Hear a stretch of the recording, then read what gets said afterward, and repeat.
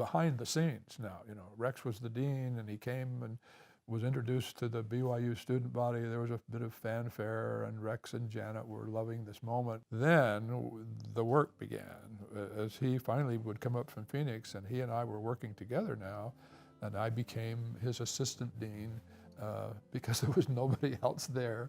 And he said, well, what are we going to do about a faculty?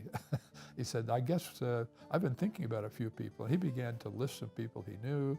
What he said was, if we don't get the majority of the people on that list, we're toast. I mean, we're really in trouble. In the midst of all of that, it became clear to him, if Carl Hawkins doesn't come,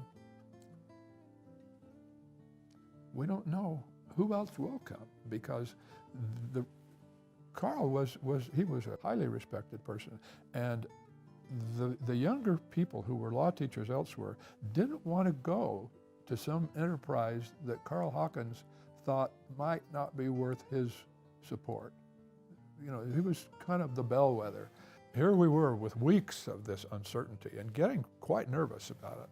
We were in a meeting in Dallin Oak's office, and during the meeting, President Oak's secretary, Janet Calder, came in and said, there's a phone call for you, President. It's a man named Carl Hawkins from Michigan.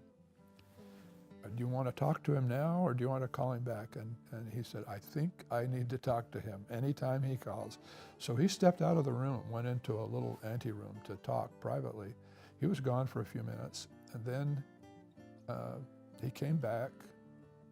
He was looking out the window of his office at Mount Timpanogos. And he was really quite sober. I wondered, oh, this must be pretty bad, because he just looked so sober. But he said, the Lord must really want this law school, and he wants it to be a good one. And then he smiled and he said, Carl's coming.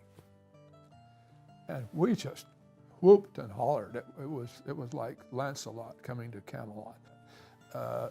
We all knew what it meant, and we just embraced each other and danced up and down, and it all unfolded as we had expected.